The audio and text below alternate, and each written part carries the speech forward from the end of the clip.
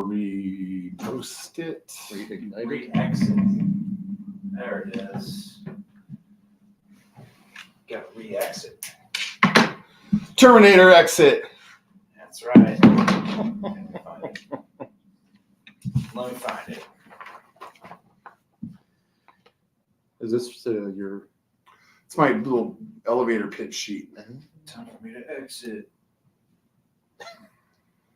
I got Cochino Tacos on board, and he has promised me a check, so I got to push for that. But I want to get like a distillery, brewery. I would probably do a dispensary. I mean, that's a. I mean, now that you guys are back doing this, you have no trouble getting great guests, and that's half the battle. Oh, the guests have been great, but I think getting the guys remunerated for this is probably a good idea. Yeah, my thinking is for 15 episodes at $60 an episode, that's $900. And then I would have one tier above that where instead of the Sportique Studios, it's the Stranahan Studios or whatever. Oh, And that would be. it would be nice if you could another get tier. training. I would love to. Yeah. Yep. I was just having their sherry cask. dude, that's my favorite It's of all of them. so Dude, you have Dukakis Benson? You I like could it? fucking drink like a pint of that. Oh, It's fucking just so knock it fucking back. good. Yeah, if you see anything So in there, good, Scott, and you it's- want, it's one of the help more yourself. expensive ones. Oh yeah. I was just saying. This is kind of amazing. Yeah, it's kind of sweet. Okay, I just sent it, Colin. I This just is sent going. it. Colin, I just sent it. Okay. So, You should put that on the just saying, radio. I'm going this weekend for the Snowflake release. Oh yes. Yeah, they put those up because I went last year and I was always like, I'm not camping out for that fucking bullshit. I'm like, for letting me spend $130 for a bottle of whiskey, and I was like, but then I decided they were like, hey, we're still rock and rolling. It was like 11:30, and I was like, I'm just gonna fucking go, and I went down there and I got right in and walked through. So it was good. Hey, it's worth it. That's a great. That's about snowflake. Oh, it's so good. So luscious. Fucking luscious. I get two because they don't let you get two, but I get two. And I have one for over the holidays, and then I refuse to crack the other one until summertime. And I'm like, we can't fucking drink this. Leave it alone. Gotta leave it alone. Just put it away. Scott, we're gonna have to play Cut You Up again. The last time I was on here. Peter Murphy. Audie Murphy. We can Hey, add that. let's get the got the levels going. Hello. Hello. We're all muted at the moment. Level. Sibilant. Level up. Level up. In the morning. Sibilant. She sells seashells by the seashore. How much wood? Chuck could chuck. After wood. dreams of distant sight, Hello. you pull yourself. Oh my god, my fucking goalie sucks so bad in fantasy hockey. I'm just getting fucking slaughtered. It's a good one. Scott is in rare form this evening. This should be good. Is it the margarita? No. It's the margaritas and the fentanyl. Okay, two things happened when I went to the bathroom. One, I realized I still had salt on my nose, which was a problem. Two, Salt. the picture of the kid that says "wash your hands" reminds me of what Colin might have looked like as a 12-year-old child as an altar boy. That's my brother. Nice. So yeah, Wow. that makes sense. The resemblance is great. Was he an altar boy? He indeed was Oh. an altar boy. Yes. This is amazing. Yes, you nailed it. So good job. Very keenly observed. What's the margaritas that help me there? Good stuff. Okay, hold on. You're not Catholic. Are you Catholic? No. Do they have altar boys? Episcopalian. They have altar boys. Yeah, they call it something else. What is the word for it? God damn. sex slaves. Little cum. That's what they call it. Cum That's what us dumpsters. Catholics call it. little cum. Ah, God's little cum dumpsters.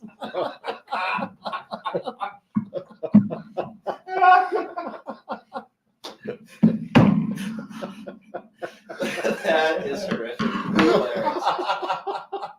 Hilarious. with that, Well, we love you, Denver. Yeah, that is the one that's too far. Thanks for coming down. That's the one that's too far. Oh, God. Did you say that or did he say that? Oh, shit. That's funny. Acolytes. This is the term I was looking for. Acolytes. Oh my God, here we go. All right, are Are we live yet? Yeah, that's live. Okay, good. Oh, so people heard that. That was That's the subtitle of the episode. Episode 304. God, I don't- dumpster. I was gonna say, I don't think anybody heard it until just now. I'm about to talk to Oh everybody. my God. All right, are you ready, Scott, with your Oh stuff? my God, maybe. I don't know. Getting there. I'm gonna check levels really quickly before we. I can't Oh, believe I forgot my. oh. It happens. Phones work. They do work, which is crazy. It's just a different thing. Do you do that on Spotify, right? Yeah. For the most part. Come on, I have a playlist somewhere. Where is it? Oh my God, here it is. Okay, let me check levels and then we'll get it's gonna go louder, I guess. Yep. That's not that loud. That's louder right there. That's real loud. Oh, you're left. That's our goal. Are you ready? Nice Ready. temperature. Okay, I'm ready. You guys ready? Okay, let's do this.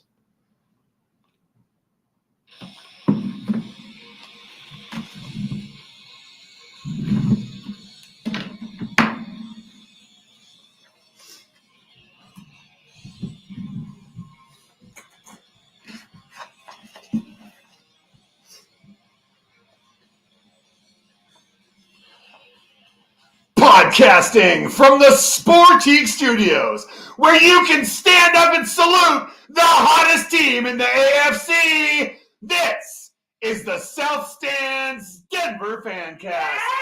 I'm Colin Daniels with producer Scott Stafford, the Gen X show himself, King of Thornton, Jeffrey Martin, and your host, John Reed.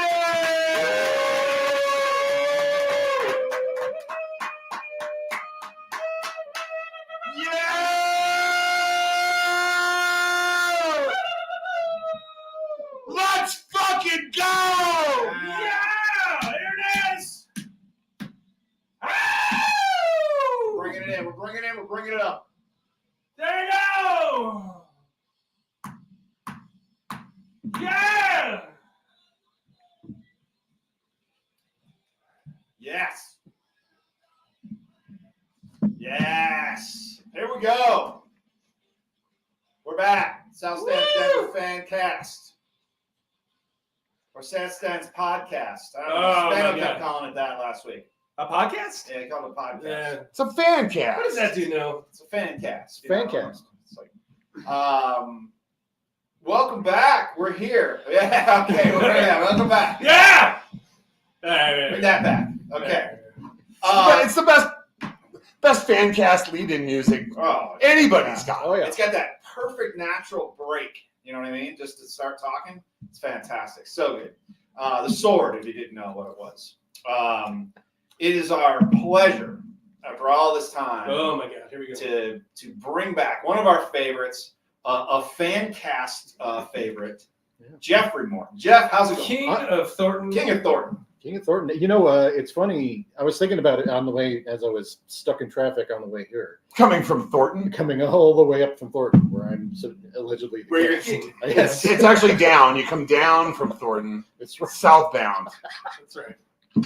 Everything is up to me. I'm short. It's And true.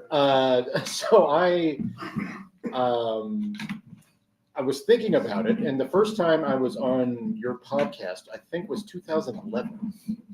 Sounds about right. That's way back. That's way back in the day. That is a significant distance of time Yes. from where we are now. Has there been anyone on this show more than Jeff Martin? Well, I've been trying to think about that. I think so. I think Renault's been on plenty. Probably Reno. Reno. Yeah. Spano's up there. Spano's I up think there this is too. my 6th time. 6? Yeah. For real? Yeah. Holy shit, that's quite a bit. So we got to look into that. Our historian Marcelo, he needs to get on that. He's the show historian. He's the one that kind of reminds me of things, and I'm like, oh, I have no idea what happened. I think the last time I was on was like 2018. Okay, I that think sounds that was the about last right. time I was on. That's probably your last show. It's That's when we all decided, fuck this. No, I think we went into 19. I don't think we went into 20, but we were in 19. So, but Jeff, it's a pleasure to have you back. I'm glad Glad you're to be here. here. It's good. It's good stuff. We got plenty to talk to you about. Right. But first, we have to get this out of the way. The Elway story. Let me tell you. Let me tell you. I've teased this. I've teased this. I've talked about this all the time. Let me tell you my version first, and then I want you to clear up any misconceptions. Right. You and your grandfather were at a boosters event for the Denver Broncos, where they would have, these boosters, these season ticket holders, whatever. They come and the Elway would show up and press the flash, and they'd be like, "Oh, I talked to Elway." So you're there with them. Your grandfather's thinking, "Oh, this is awesome. Jeff's going to get to see John Elway. This is great." Elway shows up drunk. He stumbles in. He knocks you over, bloodies your head.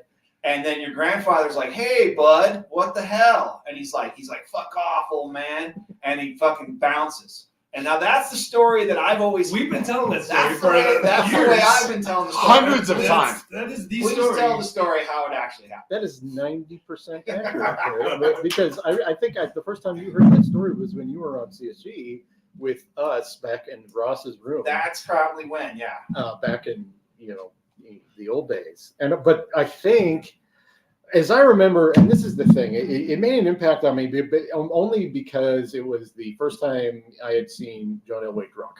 Wow. That's the The first time, so you've It seen might have been the since? first time you've seen him, right? And you meet him for the first time. yeah. No, that and was he plows you. it was. Well, are people familiar with the quarterback club, the Denver Bronco quarterback? Probably Club? not. It's a season ticket holder thing. I don't know if they exist anymore, but this was in the 80s, and they would do these events in the.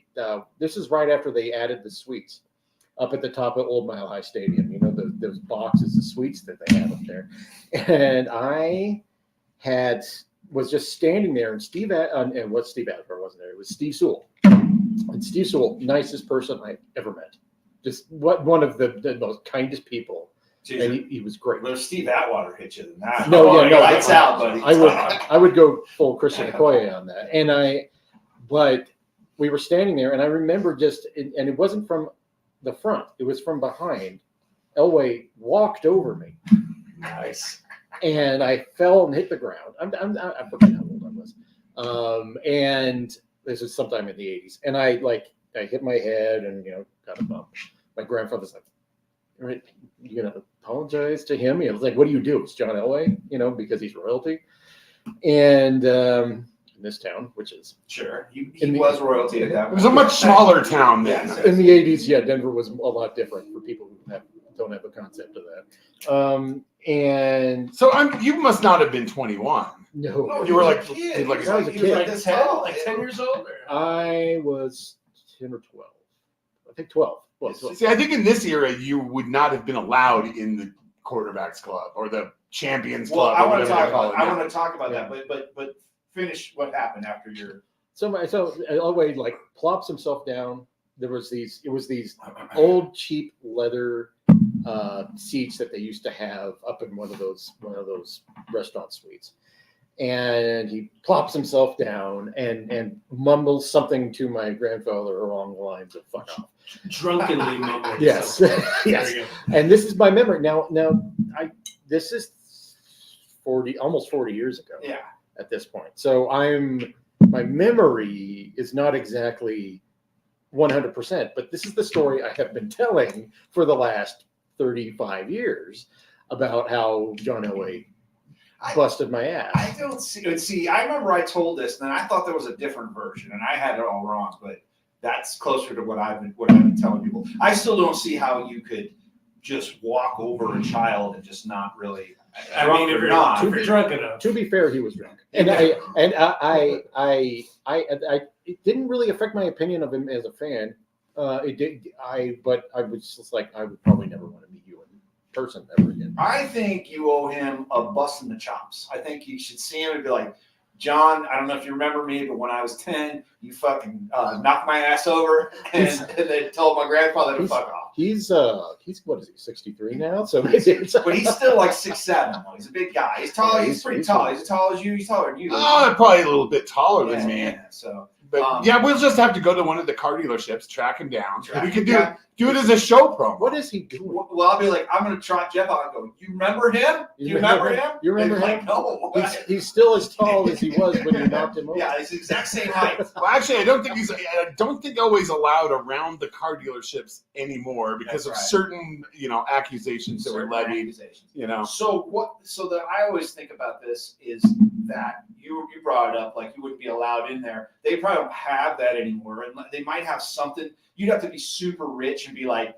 you have to be like a season ticket holder who's also donating money to build a new facility, and then they'd let you meet like Jalen Hurts or something like that. there's a right? thing called the Budweiser Champions Club at the current Mile High, and dudes like Carl Mecklenburg hang out in there. Like there are Bronco alums mingling in the hallway. Sure, but if you were a Chiefs fan to meet Patrick Mahomes, how much would you have to donate to the right? You'd have to donate like millions of dollars just to get a sniff of Patrick Mahomes' fucking underwear. Right? Well, everything's monetized now. I mean, Oh, yeah. look at the NBA in-season tournament. It's the sole purpose of that is to sell. So I think what they really want to sell is the name of it because it's currently called the NBA Cup, NBA and that Cup. could be the Verizon Cup or the T-Mobile Cup. It'll end up being the LeBron Cup. Well, I don't think LeBron's got that much money. He's got a lot of money, but not that much I money. want to talk about that because a couple weeks ago, Scott accused me of hating the NBA because I did not like the NBA Cup This or is whatever true. the hell it's called. Yep. But what? So think about this with Elway doing that to you. If Russell Wilson would never do this because he's a good Christian man. If he got drunk and came in and knocked the kid over and told someone to fuck off, how fast would that have gotten around the world? The video. Oh, and how fast would the lawsuit have been It was filed? fucking crazy, right? Yeah, we were far less litigious. The difference between then and now is quite stark, is it not? Oh yeah, well think about it. This was the 80s. The fervor around the Broncos was almost cult-like in the 80s. I would say that it's significantly different even than when it was in the 90s when they won the Super Bowl. And Elway was right in a sense that when he said that he was being smothered and suffocated because he was the biggest thing in town and he was legitimately being suffocated there. You couldn't. The difference, but the thing is, there was no social media. There was none of this going on, and none of the TV stations showed any of the crap that he was doing. No, of course not. and as Colin said, much smaller town. Like between then and now, vastly different place for anybody who wasn't here or was too young to know. Very different place where he was it. He was like the fucking Queen of England here. Oh yeah. Except the Queen of England didn't throw a bunch of interceptions and have Joe Williams get on his ass for a fucking weekend. So a little different way that they handled it. But I just think now that just wouldn't exist, right? There's just no way that anybody could do something like that and not have it just be a PR nightmare. It would be all over. It would be. I mean, look at like some of the things that have happened recently that you can't get away with. Little things that get onto social media, Like banging a teenager. like that's Oh, very I specific. think it's allowed now. No, it's not. Well, isn't that guy from Australia? He's still playing. Yeah, I think they're letting him do it. like that. But I mean, but it gets around like that, and that's a good example because that was out. And quickly. yeah, and even 15 years ago, it would at least take several weeks for that sort of Chris thing. Collinsworth was banging teenagers, and he was even admitting it, and it still nothing happened to him. But that was like he did it back in like the 80s. Karl Malone was impregnating teenagers. Yes, as a player. and he's still invited too. So there's your NBA for you, Scott. You're fucking Your fucking Hero League allowing this to go on. It's fucking crazy. Scott's, I agree. Scott's got season tickets. So. That's right. Oh, did you know that? Did you know Yeah, this? he's responsible for my season Oh, tickets. My wife says thank you, by the way, Oh, wow. for making her a giant Nuggets fan. Oh, So she's a big Nuggets fan now. She is, yes. It all happened. Do you Oh, remember when all that was happening? Now we're gonna talk Nuggets in a bit, but tell everybody a little bit. You said you're back at Denver Stiffs. Can you talk about that real quick? And then you don't have to. We're gonna talk about the media, but we can save that because we only got a couple minutes to the first break. But just talk about your role at Stiffs and kind of how that's changed over the years. Well, I quit Stiffs in 2017, and I decided to take a step back, and because I was extremely burned out. And I'll talk about this when we talk about the media. There was issues with our parent company that caused me to want to leave. And I just did CSG. I did CSG podcast for 5 years, no, wait, 6 years now. That's Colorado Sports Guys. If you didn't, Sorry, if you didn't I mean know. shit show of the amateur. It's shit show of amateur hour. It's Yes. now known as Colorado Sports Guy. Guys, it's the guys. No, it's Colorado Sports Gang. That's good. So anyway, I stopped it, and I was exclusively doing the podcast, and I've diversified into Gen X show, and doing that too. And then suddenly I was just like, you know what?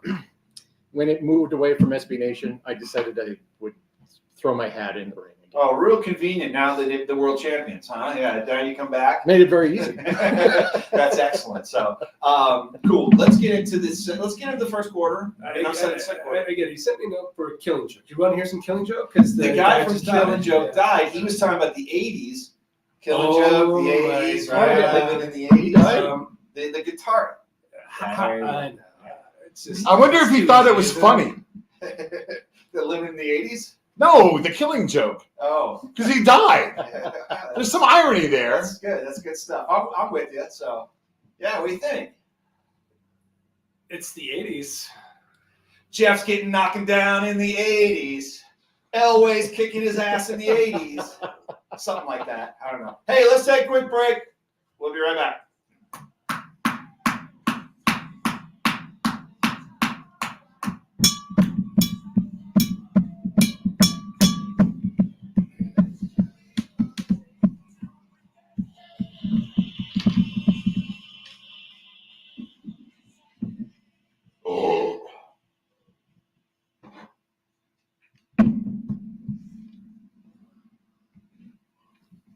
All right, That was An 80s completely. that went really fast. a dance floor filler back in high school. The Killing Joke was great. That's how the 80s died recently. We can get right back into it. I'll do Cochino, Okay. then the questions. Questions. Hello. Okay. Okay. I'm good. If you're good to get back into it, I certainly am. 80s. 80s. We're living in the 80s. 80s. I mean, I was literally living in the 80s at that point. That's why it wasn't ironic. Stop stomping around to that. It's kind of nice doing it on a phone. Just normally do it on a phone. It fits right in the palm of your hand. I know. So convenient. I normally have a big laptop here. Whatever. Are you guys ready? Yep. So back into it. I'm ready when you are. Give me a signal. The return of the South Stand. Hold on. Whoops. The return of the South Stand's Denver fan cast is fueled by Cochino Taco, with locations in Old Town Arvada, Edgewater Marketplace, and on South Downing in Inglewood. Featuring mouth-watering Mexico City-style street tacos, unbelievable appetizers, burritos, enchiladas, and the famous queso burger, topped with American cheese, poblano chilies, jalapeno crema, and delectable melty queso. But let's not forget the best margaritas in town and happy hour from 11 to 6 every single day. Tell them the South Stand sent you and ask for your crunchy beef taco, Shaggy style.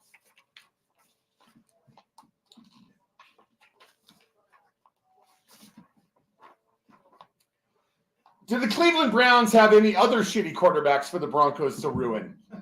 Is Vance Joseph's greatest ever accomplishment no longer having all of Broncos country want to ship him out of town in a pine box? Are the Broncos actually going to slip into a wild card spot, or are we all Charlie Brown and they're going to pull another Lucy? Who knew that when Donald Sterling was forced out in 2014, the new owner of the Clippers would be Mike Malone? Boom. Now that the Nuggets have been bumped from the NBA in-season tournament, will they just have to settle for that actual NBA championship? Are Denver's most iconic sculptures Lucifer and the Big Blue Bear, or Katie Wingy's arms and shoulders? Now that the Rockies no longer have a TV home, is the pressure on Wingy to be the new Kavnar? If the CU Buffs had as many wins as they had fancy uniforms, would Coach Prime still have to pay his son to play quarterback for him? What or whom did Jeffrey Morton bring home for Black Friday? You have questions. We have answers. SouthStandsDenver.com, Colorado's finest internet sports talk since 1971.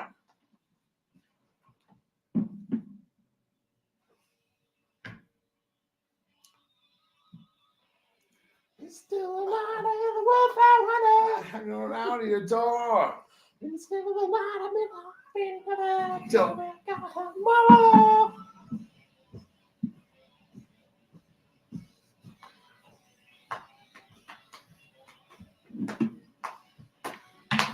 Shadow of the night, see the full moon behind, still lights and star.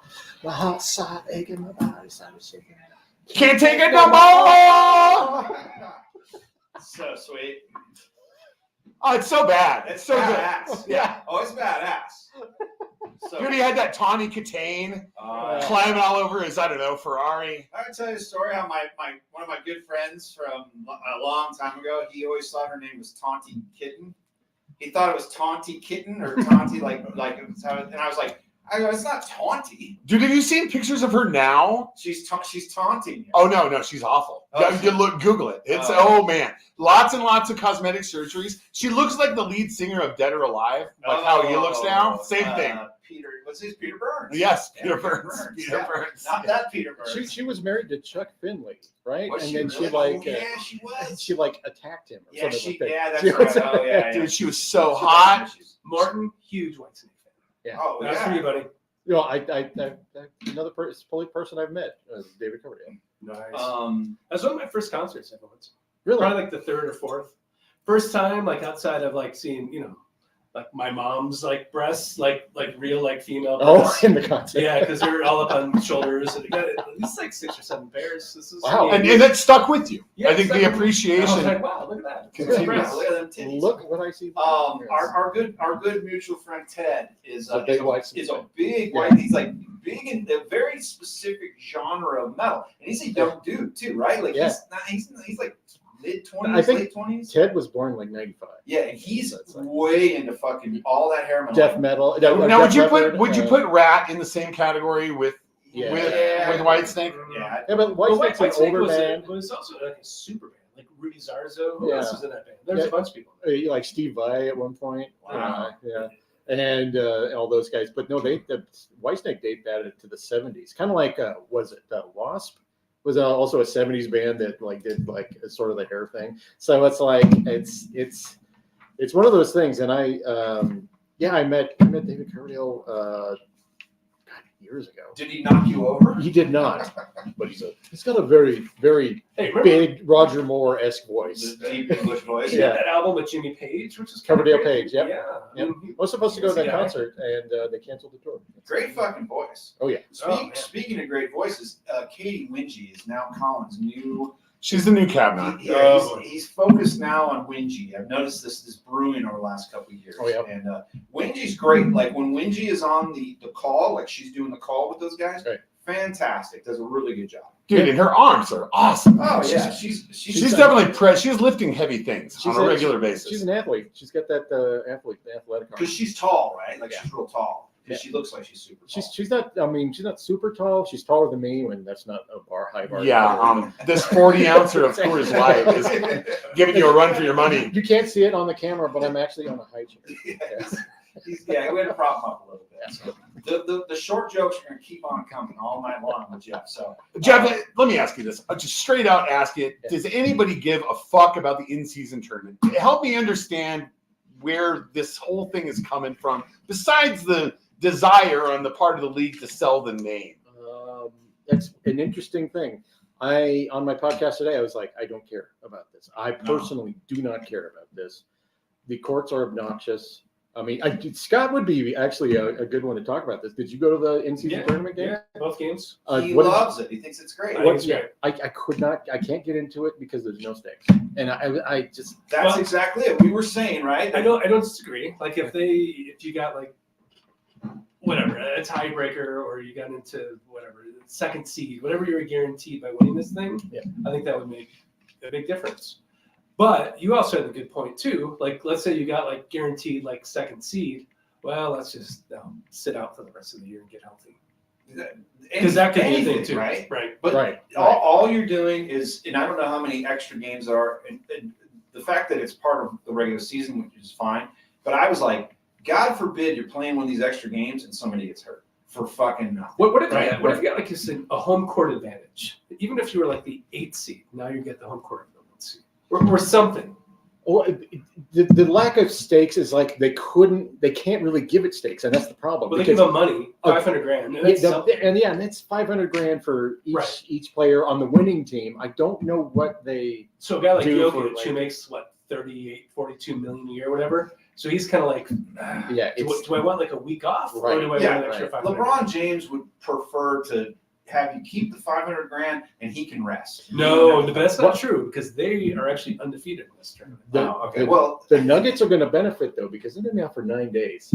That's great. And they're going to be able to. Jamal's going to be able to get better. 9 fucking days. Yeah. That's like I said when the NHL players would go to the Olympics. Yeah. And I was just like, oh man, if someone gets fucking hurt doing this, it's gonna suck. Yeah. And I know they want to. That's different. They're representing their country. You get a gold medal, a little different than winning the NBA Cup. You know. Yeah, I don't think anyone's going to be hanging the NBA Cup banner in the arena. I Oklahoma City will.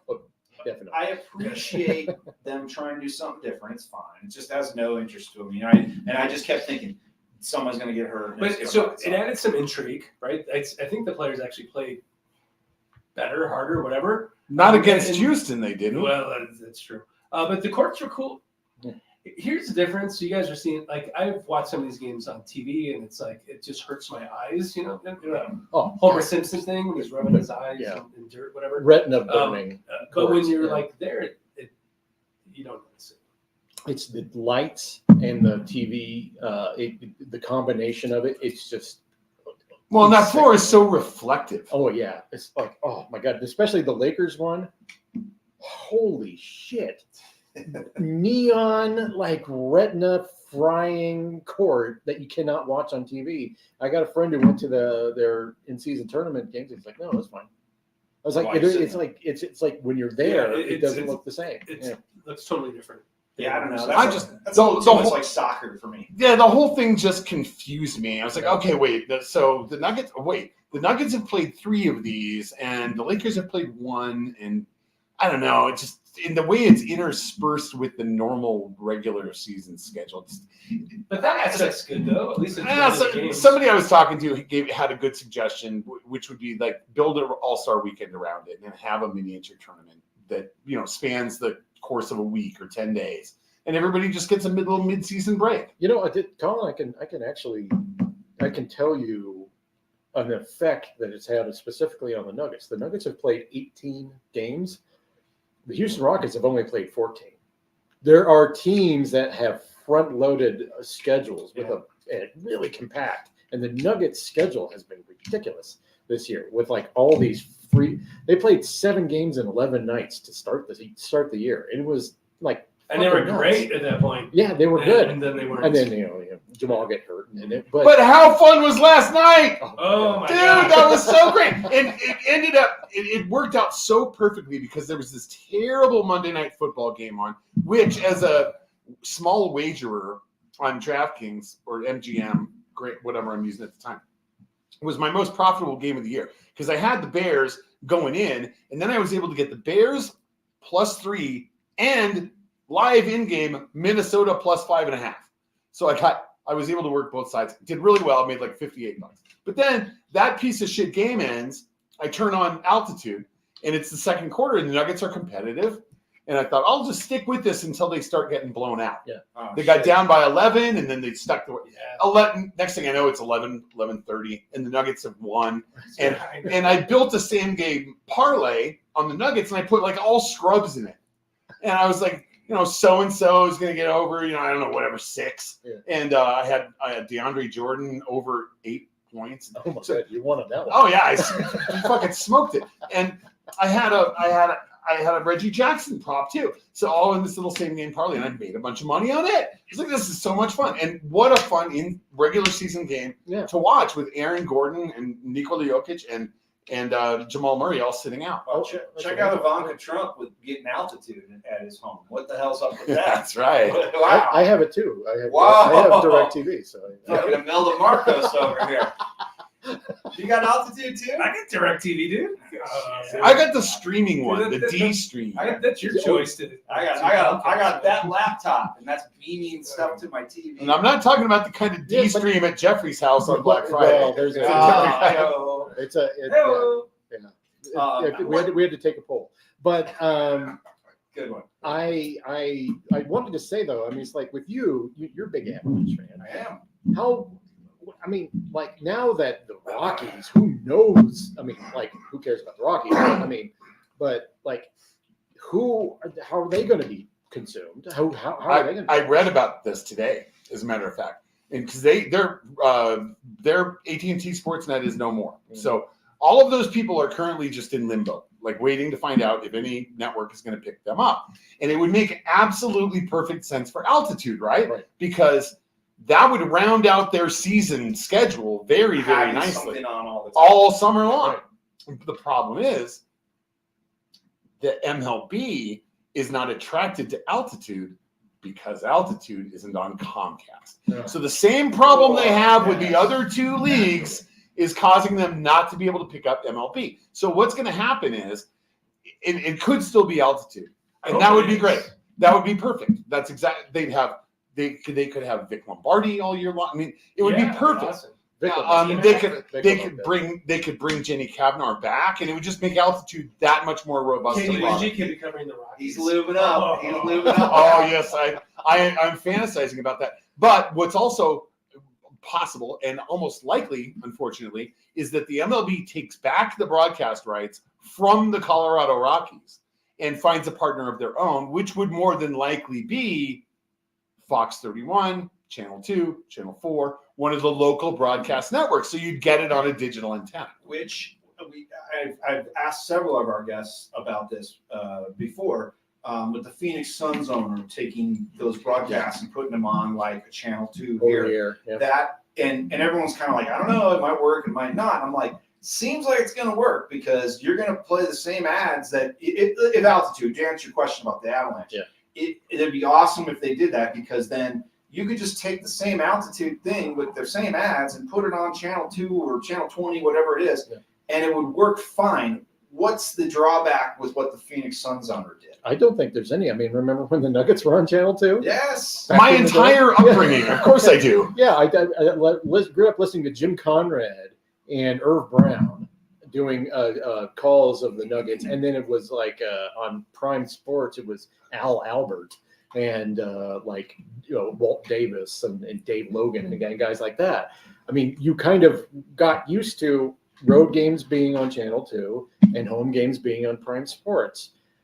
And if they over the air works and they went to this stupid model of having it all regional sports networks, which was inevitably going to be fucked. It was inevitably going to be fucked. Pardon my French, but this is the Excel stats podcast. Yeah, I shouldn't be worried about this. But I didn't know fucked was French. I didn't say fancast. Yeah. Fancast. But it's a thing where I don't see you already have these ads sold and you're not getting a large portion of people to see them in Denver. Why not just put it somewhere where everybody can see And it? that's Here's the kinda- thing, though. If it were on channel 2, would you know how to tune in channel 2? You have to have an antenna. You have to have a digital antenna. So that's one more piece of But that- equipment. know what, that's though? actually pretty easy. That's easier than teaching like my dad how to use this and go, okay, now you're going to go to this site. You're going to click this and a pop-up's going to come up. Close that. Click it again. Another pop-up's going to come up. Then click it again. Then it'll work. But then you got to go. Then, to it, this then it's page. going to text a code to your phone. yeah. It's fucking bullshit. No, Dad, go to Walgreens and buy the Exactly. antenna. Get the antenna. I'll plug it in for you. You can watch the fucking rock. And how brilliant is it that they aired for free away games, Yeah. but then made you take the pay version For the home games. Yep. So you go to the home games. Yeah. See I- See, that? that's the way it worked. Whatever they got to do, man. I don't know. Yeah, Put it free on the air for the away games. The interesting thing about this was like Dig ESPN. it. ESPN's in deep trouble. So I Good. don't Fuck need 'em. yeah. Yeah, fuck. As of right now, They- it appears as though in 2024 the Colorado Rockies will not be on television, and that's just fucking insane. No, that's fucking fine with me because I don't want to see that bullshit anyway. Right? So, yes, good stuff. Hey, we're gonna get into the second half already. We got to pick Jeff's brain about the media. I know he's been dying to talk about. We're gonna start with that when we get back. Oh yeah, it's good stuff. Let's take a quick break and we'll be right back. I got some good old love and it got some good story. When I get you, I know you like to run my for more. The things that come by a dozen, and back but you can't so love it. Pretty little thing that you can't, cause mama, I'm so hard to handle now. Yes, I am.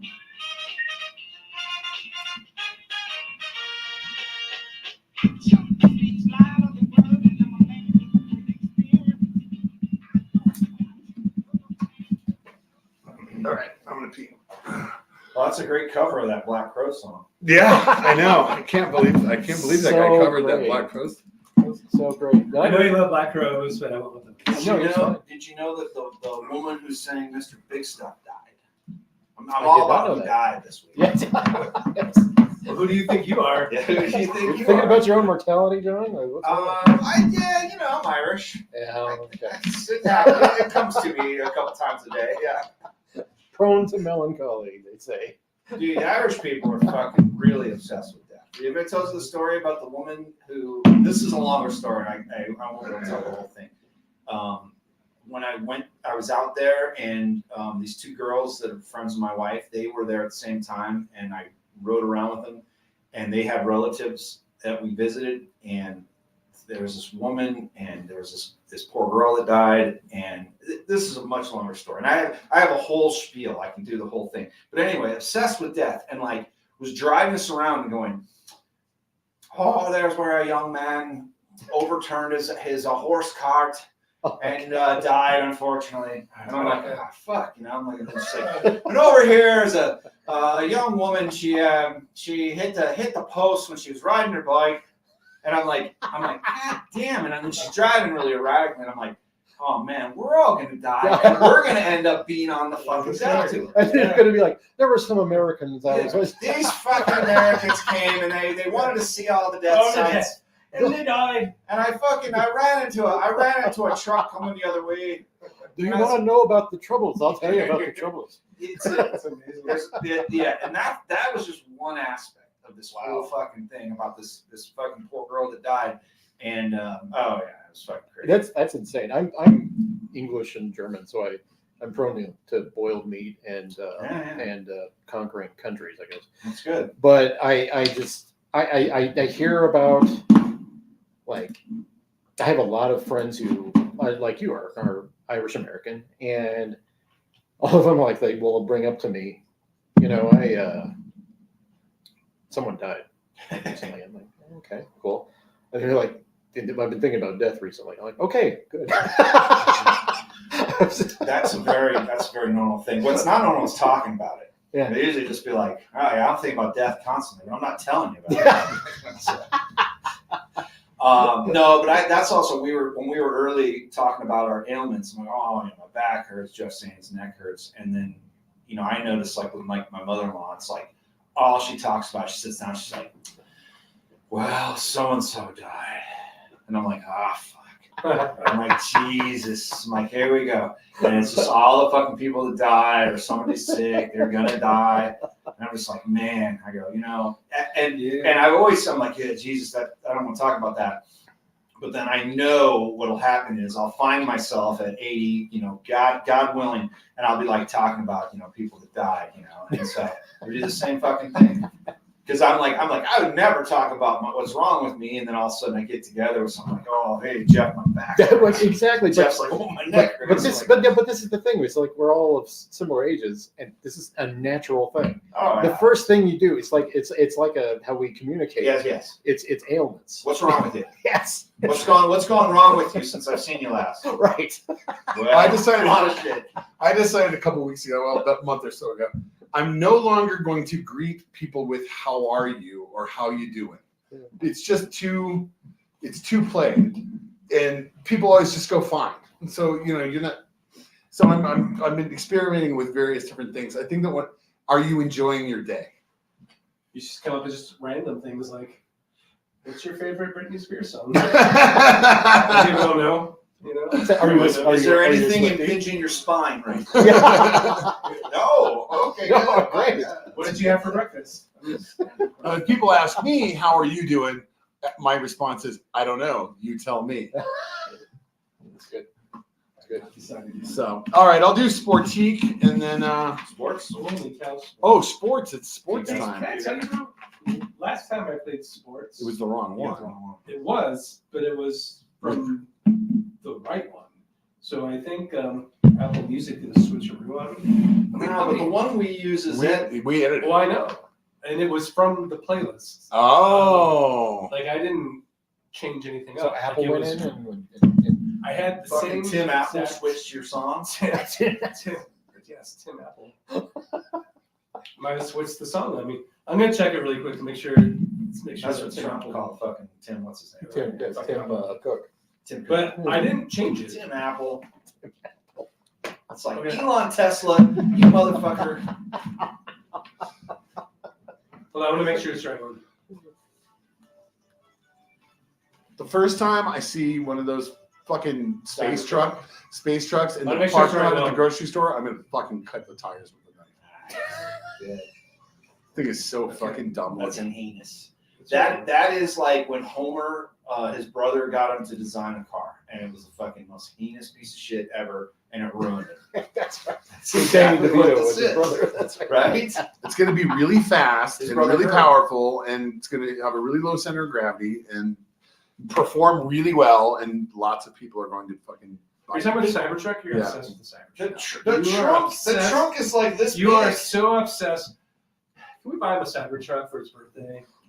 Well, sure, you got an extra 90 grand laying around.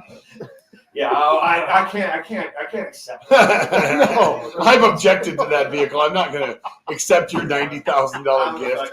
that I can sell for- It's been driving around. Cybertruck's been driving around Denver. Dude, I'm gonna shoot it with an arrow. It can't withstand that.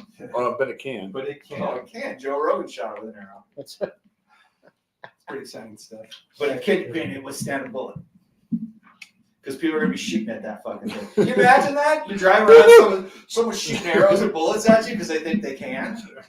They should shoot lasers at that thing, is what it should be. Taser guns. All right, you're gonna do a reinvent Yeah. sports, right? Yeah, You got yeah. sports. That's the We way ready? this works. Ready to rock? You ready? Everyone good? Sportique is where scooters come from and has been for over 25 years. And now Sportique is also the place for e-bikes. E-bikes from Scootstar, genuine scooter company, and the Jackrabbit, the 20-mile-an-hour, 20-pound mini machine that fits comfortably in the trunk of your car. So turn to Sportique for all your scooter needs, parts, service, accessories, and apparel. And now e-bikes. Visit SportiqueScooters.com or their expansive showroom at 160 South Broadway in the shadow of downtown. Sportique, where scooters come from. Let's go!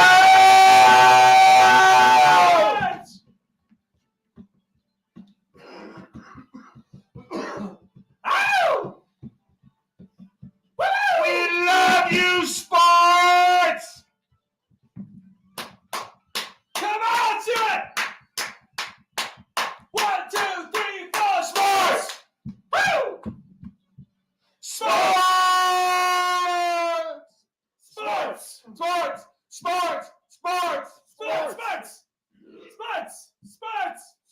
Sports. Denver sports. Sports. Woo. Yeah, sports. It's good stuff. Speaking of sports, we got Sports. We should. we got to talk to Jeff about some stuff here real quick. But Right. Colin, I know you love controversy. Do you know about the Chicago Blackhawks controversy involving Corey Perry? Do you know about this? No, but I think I heard him talking about it on the radio this morning. So- Didn't they like send every player off the ice, or am I thinking of something I don't else? know about that, but basically Corey Perry's been away from the team. Corey Perry's a notorious goon. He's a fucking shithead. He's been on tons of teams. He'll drill your favorite player and fucking not think twice about it. He's an asshole. He sucks. Bad guy on the ice. But isn't that his job to suck? Yes, but there's people that are like, An enforcer. he's not even an enforcer because he can score goals, but he's just fucking shit. He won a Stanley Cup with the Anaheim Ducks way back in the day. Total cocksucker, right? So sorry, I didn't mean to disparage cocksuckers. That's not what I meant. He's an asshole. Not on this show. Not that you meant to disparage buttholes either. Yeah. Don't knock it till you try it. That's right. Don't knock it till you try. But he was away from the team, and they wouldn't explain why. And then today they just straight up released him. They said he's gone. Oh, he must have fucked a teenager. So the speculation is, and you're going to appreciate this. I think this was just a rumor someone started. He fucked Connor Bedard's mom. Oh, that's awesome! You get exactly- Connor Bedard's mom's probably hot. She's all right. She kind of looks like if you took who played what's her name that played Barbie, the Australian lady. You got me. The famous actress. What's her name? Yeah, what's her name? Anyway, it looks Robert. Margot Robbie. Margot Robbie. Yeah, Looks yeah. like it looks almost like if you left Margot Robbie on your dashboard, she got a little fucking little tweak. Little leather. But Yeah. didn't somebody fuck LeBron James's mom? Yes, Delonte West. Delonte West. Yeah. There's a bunch of that. There's like That dude ended up homeless. Patrick Sharp used to Bad for play for the Blackhawks. He banged somebody's wife, but this was supposedly Bedard's mom, who's kind of hot. You got to look her up. Hey, didn't that happen to Russell Wilson as well? Didn't someone Wilson? bang his wife? He seems like a simp, but I don't have proof of that. No, it's his old wife. Oh. Someone on his team. No, I'm pretty sure it happened. No, his girlfriend was the one who was in that famous photo of him getting drafted, and she has a horrible look on her face. Poor girl, like had the worst photo taken of her life, and it's what people bring up when they do that. But I think Giselle Bundchen like pulled trains in the Patriots locker room. So But she's never taken a bad photo. She's really Never. good looking. Anyway, I thought you'd appreciate that. But Corey Perry's a piece of shit. I hope he dies. I hope bad things happen to him. He sucks. Connor's mom Yeah, is that's going right, on. that's right. So, It's good. Anyway, that was the rumor, but then the Blackhawks said, no, this has nothing to do with Of his family. course they did. Yeah, so it's good stuff. So, hey, that brings up the media, Jeff. We were talking about the media. You wanted to bring up the media. Dude, it's true. Yeah. Golden Tate banged Russell Wilson's ex-wife. Well, this is what it says. Golden Taint. Golden Tate. Golden Tate. Remember that? We haven't spoken of Golden Tate in a long time.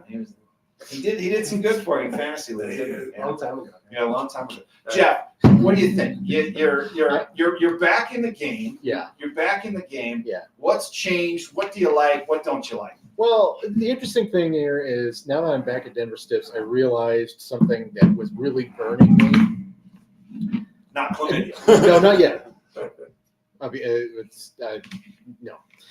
And what has bugged me personally is that Denver Stiffs, as I bang the table, but Denver Stiffs had started all of this, that what media has become, Absolutely. and gets zero credit for it. Elaborate for the listener. Okay, I know what you're talking about.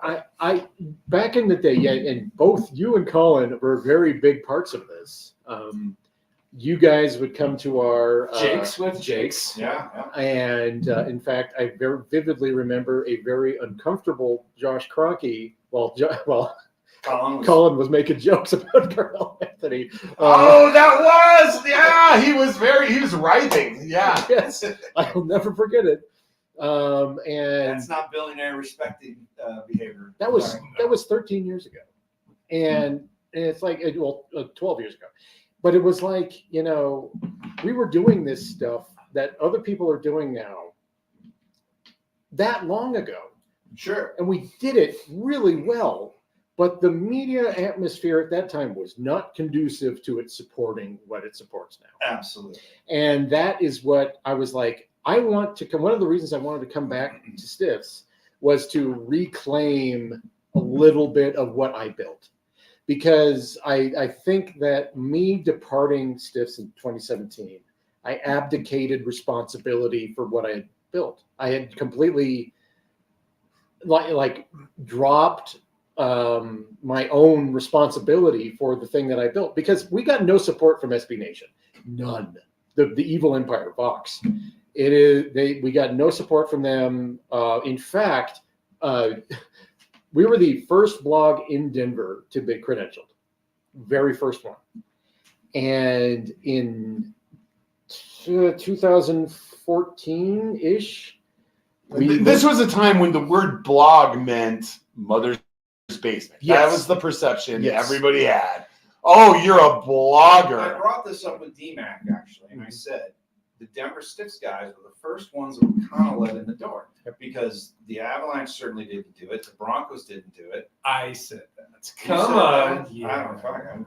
Come on. Come on. Credit, dude. You know what? Hey, like that commercial. Let's fucking go back to the tape. I'm gonna listen. Go back to Bring it to the that's tape. what- I'm gonna throw the challenge flag. Anyway, Yeah. the point remains Right. that Denver Stiffs was the first group to kind of be let in the door. The Avalanche definitely didn't do that. They were like they weren't letting anybody in the door. Oh no, they were Broncos, really. the Broncos yeah. weren't at all, and No. so that was revolutionary. You're right. You guys were kind of let in the door, and did not shut the door for everyone else. You actually paved the way for everyone to come back. You know? Very specifically, Nate Timmons. Yes. Very specifically, Nate. Nate was the reason. It wasn't Andy and I. Andy was really good with connections, and of course, he's the mayor of Denver. Yeah. Should be. I sure as fuck wish you were, especially now. But I digress. This Andy Feinstein should be the mayor of Denver, and me.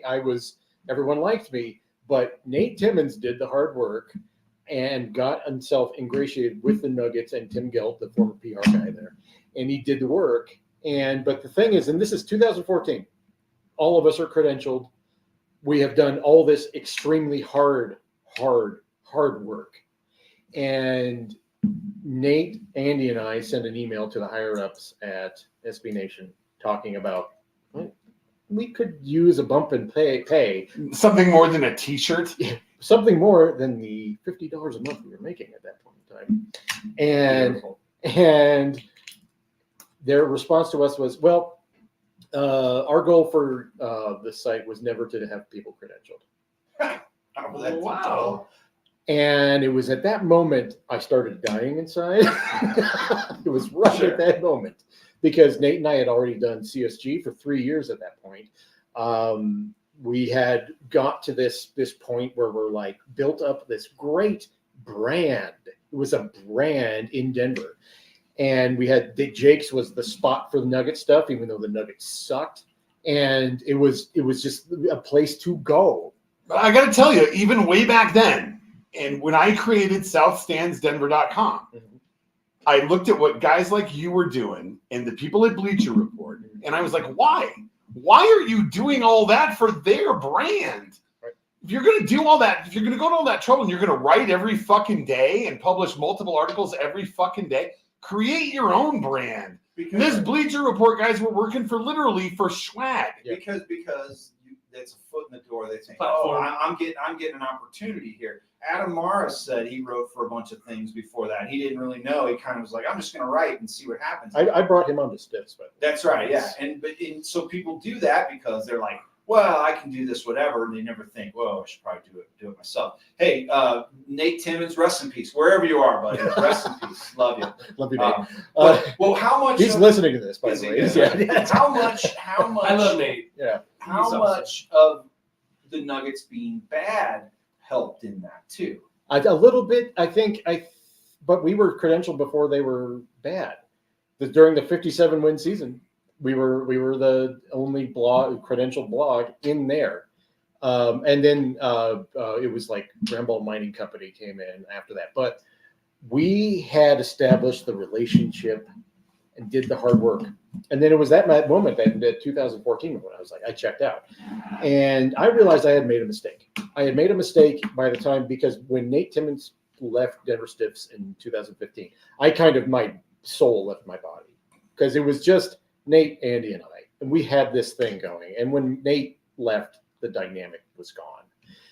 I brought Adam on, and Andy and I told him, you just run the site, and we'll be the bosses that kind of don't do anything. The silent people. Like in the most, back. like most bosses. Yeah, Joe Biden. Yeah, right. And we did this, and I left in 2017 because I couldn't take it anymore, because SB Nation was just sucking the life out of me. And I realized that I made a huge mistake, because I should have stayed there and claimed what I had done. And what I have seen particularly the last 3-4 years, through the pandemic and up to now, is that people have forgotten what Denver Stiffs did. And it really pisses me off. It upset me before, now it just pisses me off.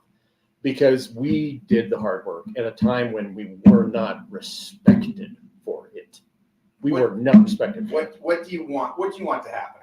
All I want to do is to restore, and actually Denver Stiffs is doing great. I wrote an article on Carmelo Anthony. Retiring his jersey. The whole thing. Big retire the Carmelo jersey guy. And I wrote that, and it got slammed with views. Just absolutely slammed with views. And I'm like, okay, yeah, first of all, people know Jeff Morgan. And two, Denver Stiffs is still a thing. Yeah. And I kind of abandoned it. And I'm pissed off at myself. I'm pissed off at the state of media right now, where everyone thinks DNVR, God bless them, is the genesis of everything that has gone on. No, all DNVR did is take what we did and turn it into something else. It's like MySpace becoming Facebook or something. Right. But that's how it goes, the evolution. Someone says, hey, we're going to pick this up and run with it, and that's how it goes. The key is maybe to stay with it while everyone else is running with it, right? And I didn't do it. I left Denver I'm glad Stiffs. you're back. Well, I'm glad you're back. And one of the reasons I did is because I have thoughts in my head, and sometimes doing a podcast doesn't really fit what I want to do. So Have you entertained the notion of joining Adam over at DNVR? No, it's not. That's his thing. And really, it's anything that has to do with that is like, would not be authentic. It would be me doing that sort of. I tried it with Mile High Sports. I couldn't do it. Denver Stiffs is my home. And when SB Nation unceremoniously dropped it during the time when the Nuggets were about to win their first finals ever, That's crazy. it's one of the stupidest things So I've ever who heard. owns it? It's over at Park. Andy Feinstein owns it. Oh, nice. Andy- That's the perfect place. Andy owns it, and he parked it at Mile High Sports, and it is now it's just as vibrant and wide reaching as it was. It's fantastic. We got to get to the fourth. I got one thing real quick before we go. I just got some hot off the presses, breaking potentially news. Uh-oh. So broker. Bedard's mom news? We already got that. Okay.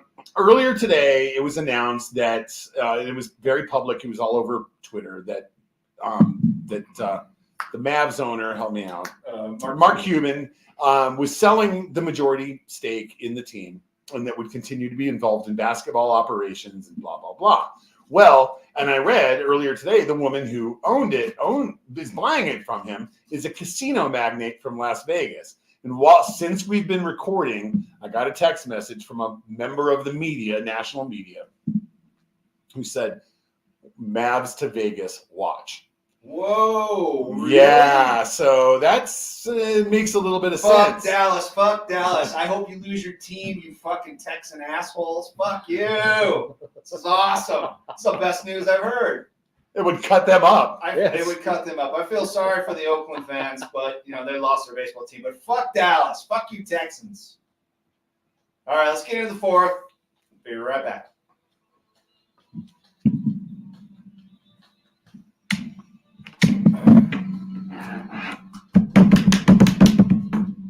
I find you in the morning after dreams of distant signs.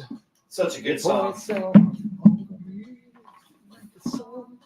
the lions. Lift me up, lift me out. Keep me walking, but never shout. All the secret close, I hear you say. You know the way it falls about. It takes you in and spits you out. It spits you out for your desire. To conquer it, to be your That high. sounds great. To follow it, you must be clean with mistakes that you do mean. Move the heart, fish the pace. Look for what seems out of place. Oh, that was a part.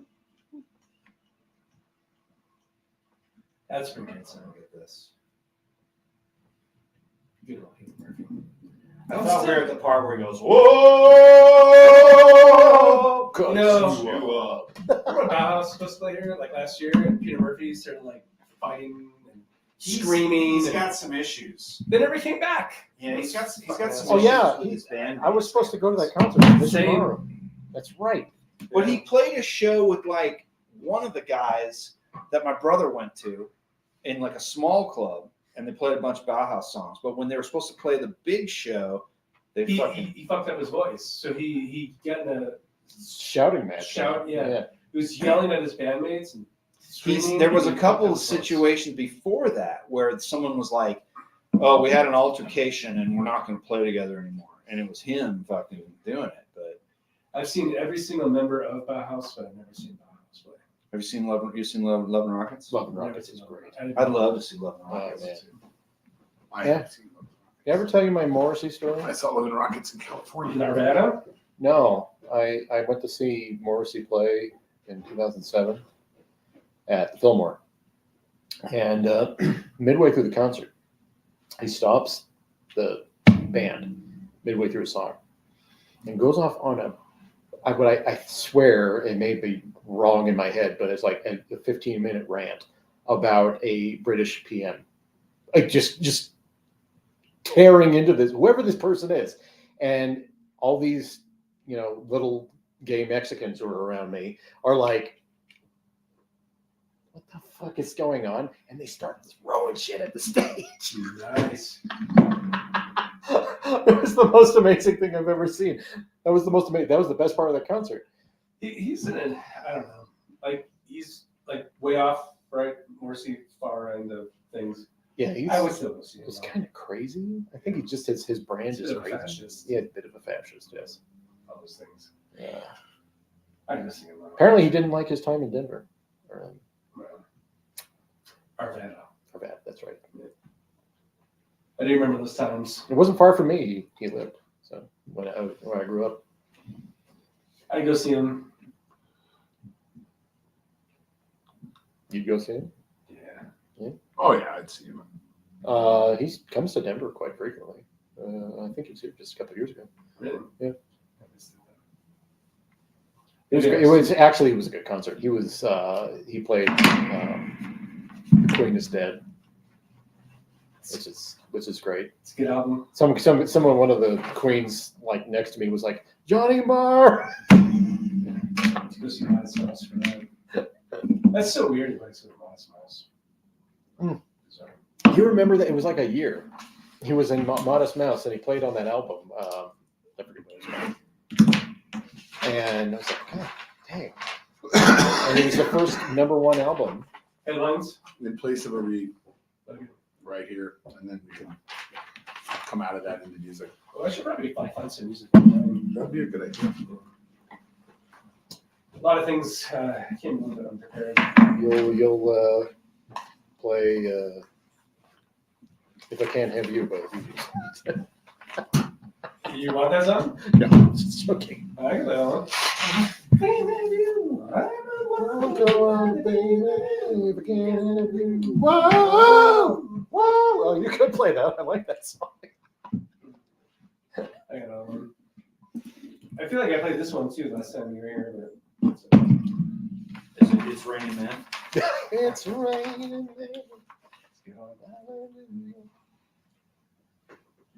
What a great song. Paul Schaefer.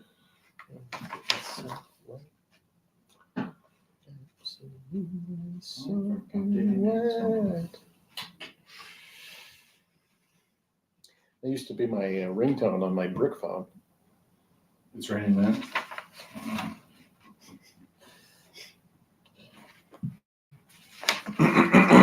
Woo-wee. Gonna add to a playlist. It's gonna be SSDF. South Stands Network Bank. Oh my God, really? Oh, there you go. Added. Oh, So interesting on my phone. You got good fantasy hockey results over here? well, yeah, the Devils ended up winning. They were getting fucking. My goalie was getting shelled. God, I wish I had traded. Dropped fucking Vasilevsky. I would have traded you for him. Hold on a I second. looked at the timeline for his. No one knows when he's going to play again. Dude, he played last night. Oh, He played against the Avs. That was his second game. He's back. that sucks. That sucks. Yeah, it fucking sucks. Because then you handed him over to Ryan. Yeah, and I drafted him like middle rounds. I mean, yeah. Just thinking I about. finally got some wins anyway, Is it good? based on your advice and streaming, leaving a couple spots to play with. Yeah, you gotta know like what guys are just not gonna do anything for you, you know, and Who doesn't have any fucking games? that's true. But then there's guys who don't have games, but you can't drop. There's people that definitely you can't drop because even if they're not Because Ryan will take. yeah, they're not playing. They're playing twice a week, but you can't drop them. But there's other guys that are like, fuck this guy. You know, like I said, defensemen. You don't need to carry that many defensemen. 4 is great if they're all good, but if you got ones that are kind of like, don't carry that many. All right, finally got some music picked up. Remember, like when I was telling you, I just wanted to play music and they span up in a bump, right? Last week. Yeah, I'm trying to do the same for Was it, It's fine. Yeah, is you it got- something by the Doomtown Pipers? That's Homer Simpson's favorite band. Yes. Hello, It's a good skiffle band. my name is Mr. Bird. All right, let's do My this name shit. is Mr. Burns. Okay, what's your first name? I don't know. That's one of the funnier fucking lines. It's so good. Way to go, Bart. Wow, I don't know. That'd be like, you know, like when you're a teenager trying to get in a club and you're like, wait, you get to figure, what's your birthday? I don't know. Don't know. You're like, all right, buddy. Get the fuck out. Holy cow! All All right. right, what are we doing? Read of some sort? Oh shit. Headlines. Oh my god, that means I gotta play music on that one too. Yeah, it's so complicated. I got it. Okay. You start reading it and I'll All right, you ready to go? things. You start reading it and I'll wait like 5 or 6 seconds and I'll bump it up. Because we have music fading out. Go. Okay. You're good to go. As you know, it's sometimes difficult to keep track of what's going on in the world while you're trying to keep track of your fantasy teams. That's why we feature headlines to Yardlines. Mariana Budanova, the wife of Kylo Budanov, who heads the Ukrainian military intelligence agency, has been poisoned and is undergoing treatment, a spokesperson for the agency said. Meanwhile, fantasy managers with Pat Fryermuth as their tight end too are recovering from the illness caused by seeing his 9 catches waste away on their benches in week 12. Iran has finalized arrangements for the delivery of Russian-made fighter jets and helicopters as Tehran and Moscow forge closer military relations. The Dallas Cowboys also threaten aerial assault on Thursday Night Football when Dak Prescott faces Seattle's bottom 10 defense. The American Dream Mall in New Jersey has reopened after police investigated a bomb threat, Governor Phil Murphy said. Also, the Atlanta Falcons travel to New Jersey this Sunday when the Jets defense will try to defuse the explosive combination of Desmond Ridder and Jake London. Railroad operator CSX said on Sunday that an investigation determined a failed wheel bearing caused a train derailment that spilled molten sulfur in eastern Kentucky. Also, the Bengals season has come off the rails, with the wheels falling off Jamar Chase and their once promising offense. Finally, Derek Chauvin, the former Minneapolis police officer convicted in the death of George Floyd, is expected to survive following a knifing in prison in Arizona. And it appears that Minnesota quarterback Joshua Dobbs has delayed his inevitable demise, as coach Kevin O'Connell expects him to survive Week 12's debacle, during which the Bears sliced its way to 4 interceptions.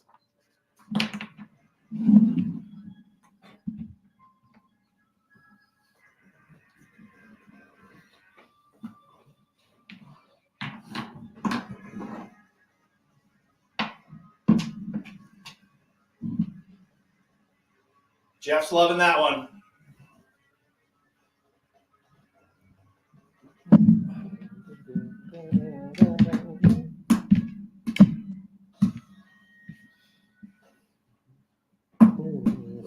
Oh yeah. The greatest yes song. This is it, Yes, right? yeah. Anything better than this one? No. Gates of Delirium, I think is better. But Just fucking lay that bass line out, brother. Chris Squire. Yeah.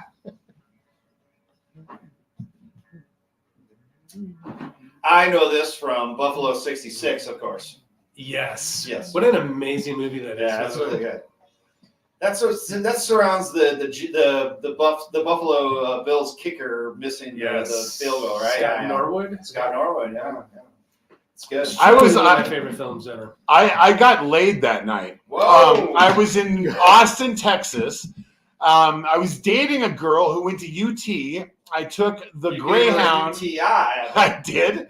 I took a Greyhound bus from Colorado Springs to Austin, and I watched the Super Bowl with her. I watched Norwood miss that kick, and then I made mine, if you know what I'm saying. Wow, this is You good. scored. Yes, you did. This is some good information. I had a great time. That was a lot of fun. He was not like the Bears last night and never scored. Well, they scored field. They scored enough. They scored 4 enough. field goals. You know, it's- yeah. They did not score. They did not get the end zone.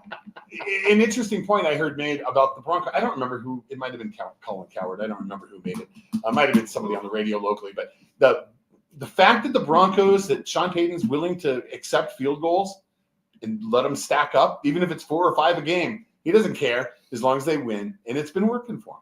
Oh yeah. A lot of teams when they're down in that zone, 35, 38-yard field goal, they won't attempt it. They want to get that first down and, press on. And a lot of times they give up good field position doing that. Missing a field goal is the equivalent of a turnover. We've been seeing that like this weekend quite a bit, where there was a lot of people oh, we're going to go for it, and they didn't make it. And what's always funny is the announcers were like, well, the analytics said Right, we should yeah. blah, blah, blah. Yeah. Kick the field goal. Kick the field goal. It works. It's like okay, I guess, and then it really depends where they're at in the game, where they are in the field. But If you're down 9, you don't Yeah. kick the field goal. But if you've got a little lead or you're in a little close game, which the just Broncos always take the are, fucking just points. take the points. Yeah, Well, take the points. What if it's like no longer going the opposite way in baseball. Don't play for singles. Don't get doubles. Yeah. Always go for the home run. It's like what it does. What the analytics revolution has done, and this is something that's a pet peeve of mine, is it's taken away all the middle ground that kind of sustained leagues. Yeah. And- No more mid-range jumper. No more mid-range jumper. No more singles, doubles. No more of the going the opposite way and working the count anymore in baseball. What's it done in hockey, John? The analytics? Yeah. Probably a lot less than the others. Yeah, it's not as much. I mean, there's certainly analytics where, you can say, oh, this guy's shot rate is unsustainable based on what he's been doing. You can kind of predict, blah, blah, blah. But hockey's very unpredictable. So I don't know. Right. And that's true. it's so wild. There's of all of the 4 major sports, I think there's less structure in terms of designing a play and implementing it than there is in the other 3. It's just kind of all action all the time and guys flying around. So it's different. You don't have time to make a decision, and analytics is all about making decisions. There's analytics for hockey is more like, we got to put these guys out here against this. I think Jeffrey prefers analytics. he might, yes. For example, let me toot my own horn. I scored a sweet goal on I'm Sunday. supposed to do that. I Yeah. scored a sweet goal on Sunday, but the only reason I scored this goal, like I was just shooting all over the place, and this one, it was near the end of the game. It just kind of like leaked out to me, and I just picked it up and whipped it in and scored. And through the 5-hole. it was not through the 5-hole. It was top cheese, bro. Come on. Top It was cheese. top cheese over the left shoulder of the goalie. But I saw it go in, and I just started pumping. And I was like, yes. But that's only because it somehow leaked out to me in the right spot, and I took the shot. You know what I mean? So, And when it leaks out on me, it's always in the wrong yeah, spot. that's right. I wanted to ask you this, Jeffrey, and I was thinking about this. I did a little math even. Okay. Of the U.S. population, 7% of males identify as homosexual. Right. So, having covered the NBA as closely as you have, if there are 450 players in the NBA, Yeah, start naming. statistically 31 are gay. Let's start naming. Have you? I don't want you to do that. How many? 31. 31. Statistically. So tell me your feelings in terms of among the four sports, how would you rank them in terms of one's ability to freely come out of the closet, and how many closeted guys do you think there are in the NBA? I think there's probably a good percentage in the NBA, but not as big as, say, football, because there's just more players. Sure. that's But just- percentage-wise, it should be the same. I mean, Yeah. there are many times as many NFL players as there are NBA players. Right. 450 is a pretty small league when you think about four major sports. So, do you think there are 31 gay dudes in the NBA? And what do you think the attitude is in the NBA versus other sports? I don't think the attitude's very good in the NBA. When we had credible people tell us that when we were saying, "Hey, we love the rainbows, the fucking rainbow jerseys and all that," and it was kind of like, the players are kind of they're iffy. So that sucks. I mean, because they can't just go, "Oh, this fucking rainbow shit rules." I love the rainbow stuff. It's fucking awesome. So what? Why can't those guys just get over it? There's not enough people where they just go, well, we know we got fucking one or two guys on this team that are gay.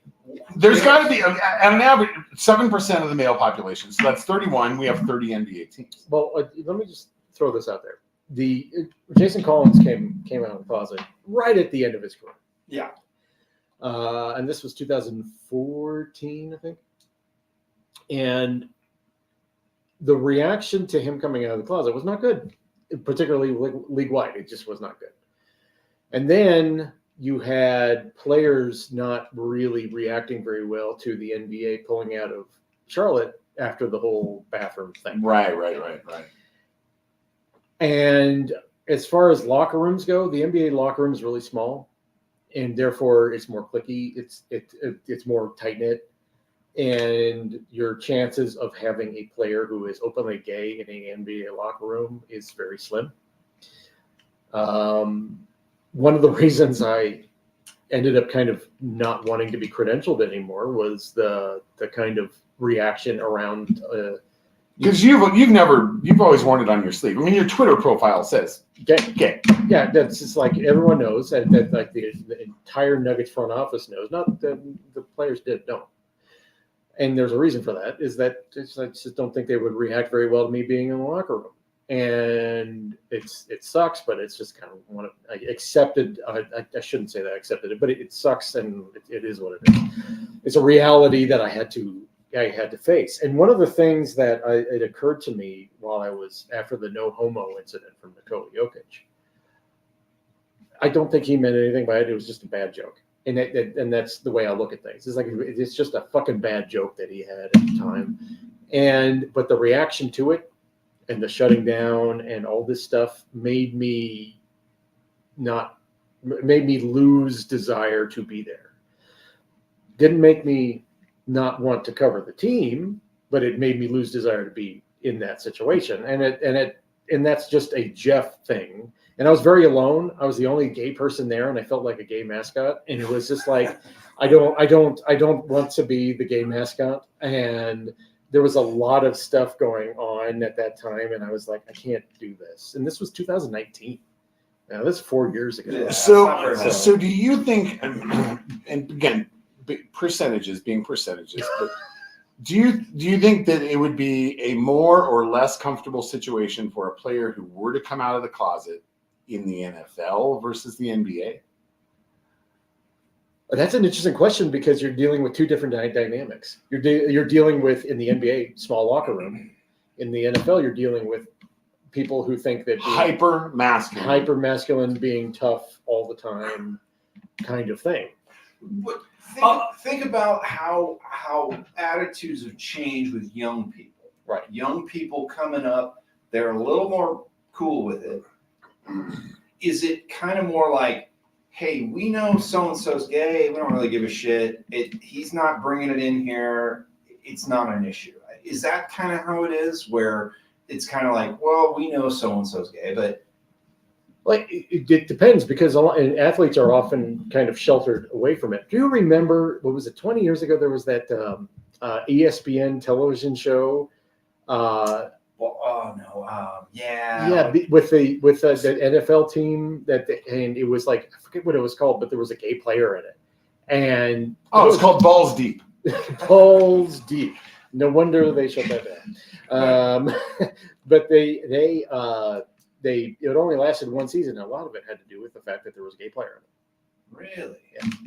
It's obviously, I always think all the time, I see all these people doing shit, whatever, politics, doesn't matter.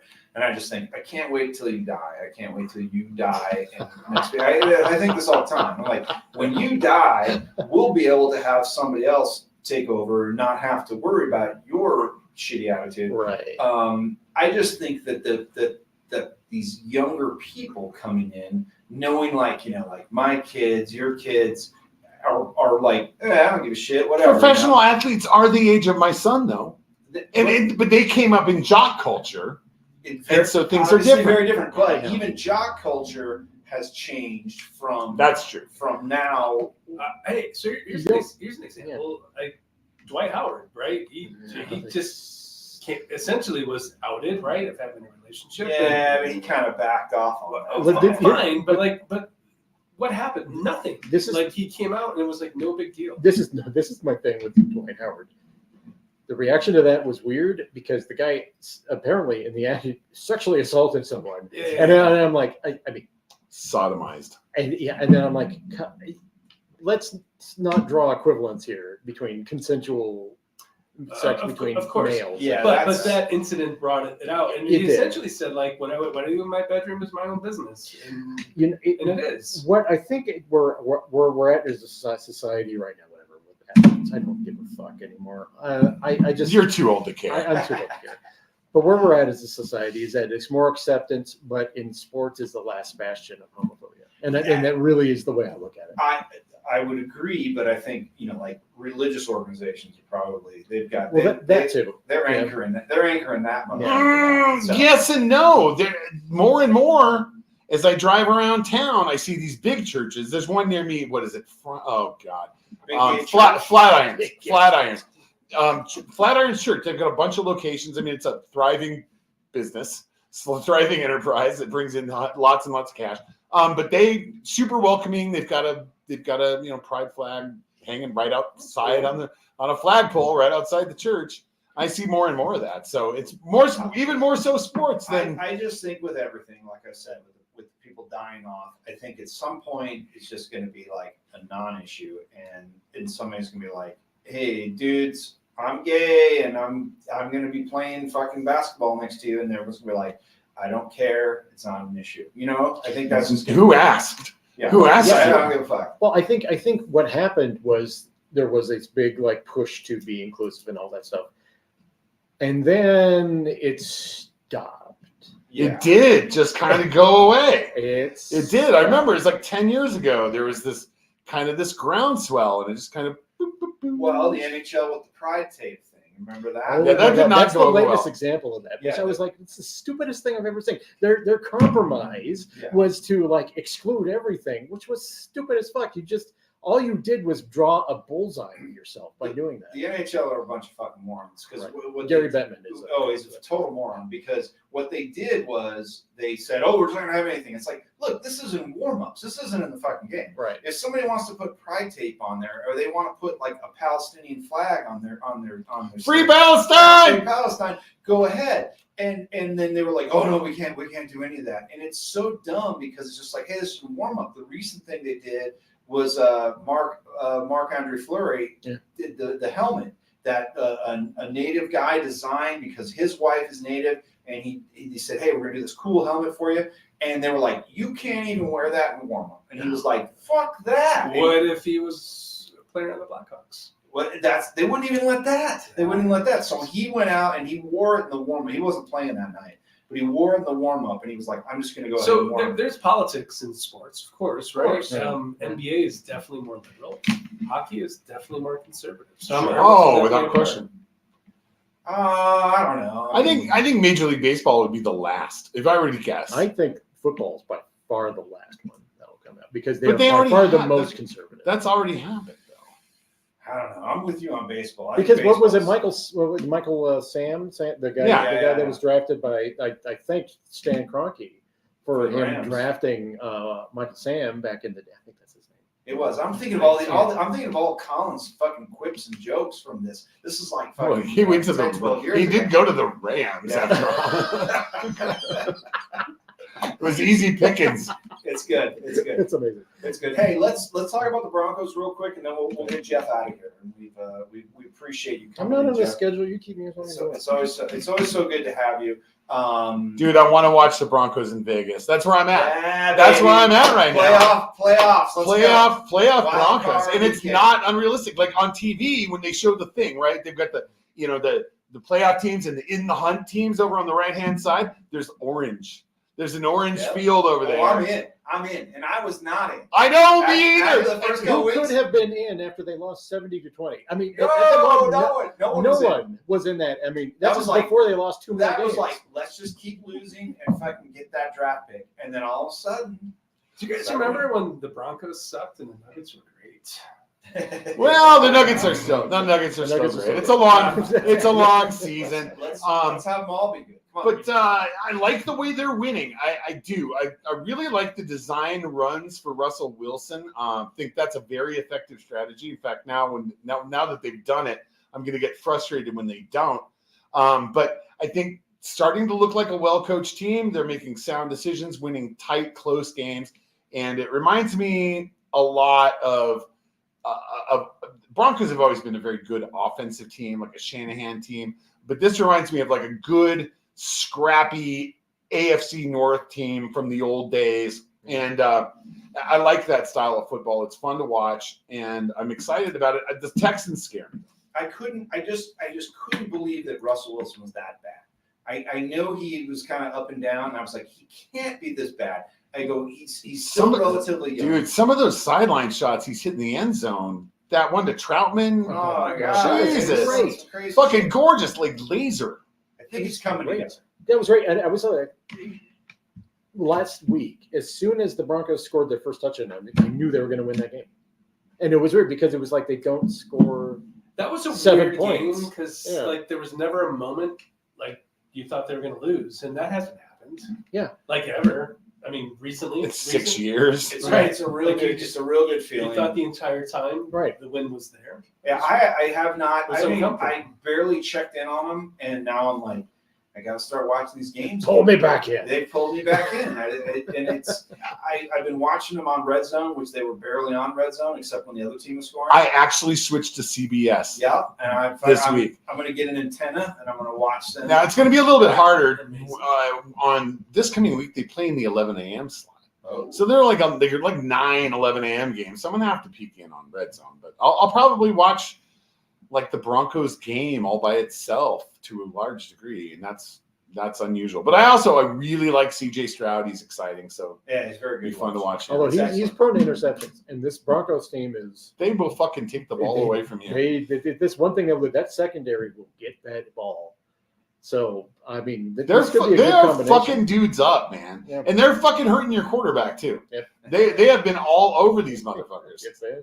Yeah, someone's coming with a helmet. The dirty Denver. They are dirty. They are Denver. dirty. Now let's not forget. And I heard somebody I think it might have been Nate Kreckman pointed out the other day. Let's not forget this is the same head coach who had. And of course, everyone's pointing that out, but it's like, he's not directing people. They're just wanting to kick some fucking. And he likes that kind of They football. want to He kick. does. And some I like ass. that kind of Yeah. football. They want to bury people, and that's good.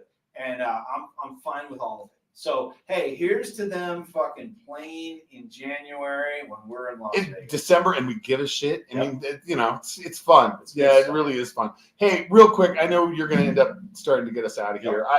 I saw my favorite commercial of the holiday season, maybe in years.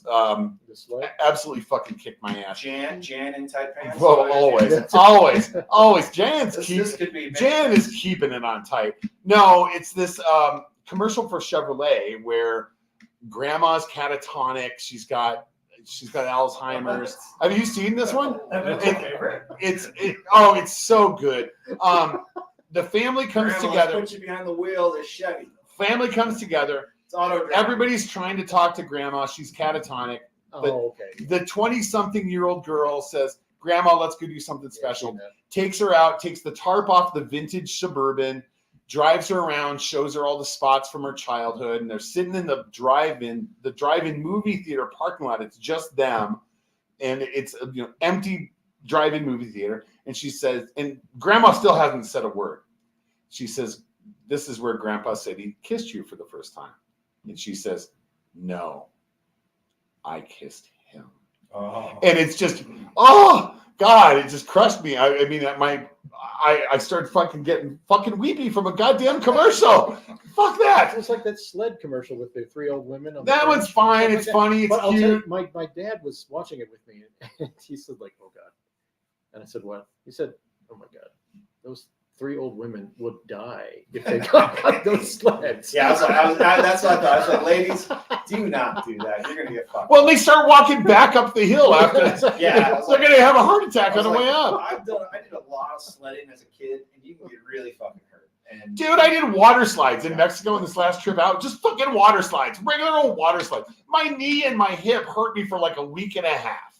Just from hitting the water hard. yeah, We're old. the commercials I don't see a lot because I'm always streaming. I'm streaming a lot of it. I don't pay for that stuff anymore. Right? Well, that Chevy commercial is good. It Yeah, really that's is okay. good. Fucking Grandma driving around.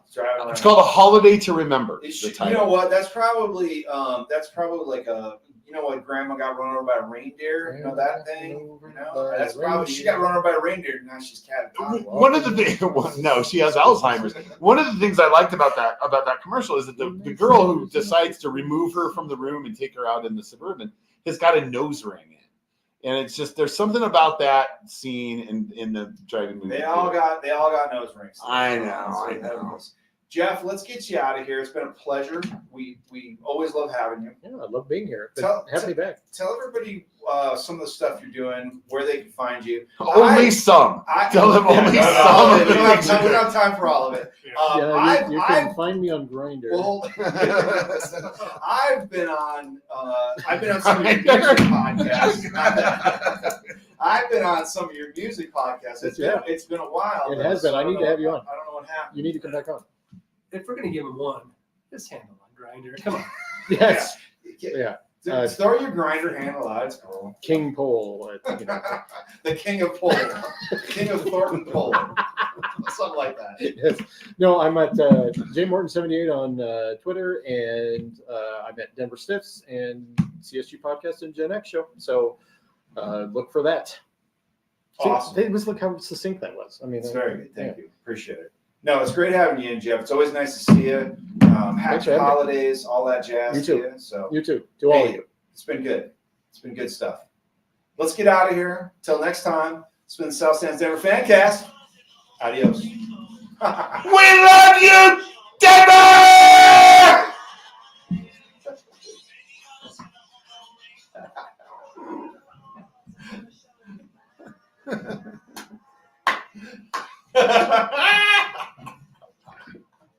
Many colors.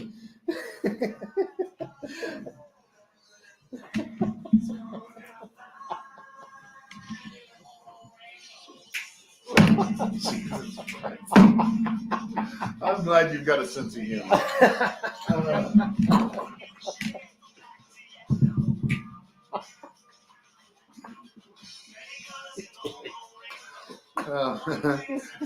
Show started with God's Love Dumpsters, winds up with the whole rainbow.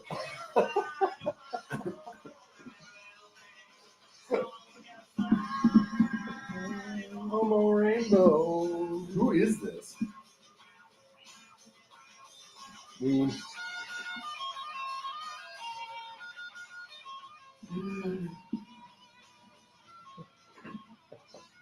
That's amazing. Where's your grandpa? Oh my God, it's so funny.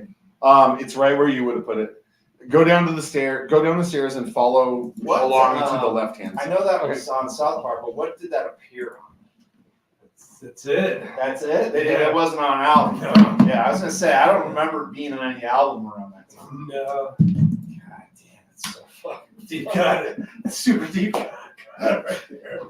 That was came out on the South Park special. Yeah. I remember that. I remember it being on there. I was like, oh my God, this is fucking great. I think I have it on CD somewhere, but like it's not something you can't find it on Spotify. That song. It really? Oh no. Where did you find it? I've had it for I don't know. So I got it on my Apple, whatever. Many gods in the Homo rainbow. That wasn't the initial song I picked for the chorus. God, that's fun. Conversation, one thing. What am I supposed to do?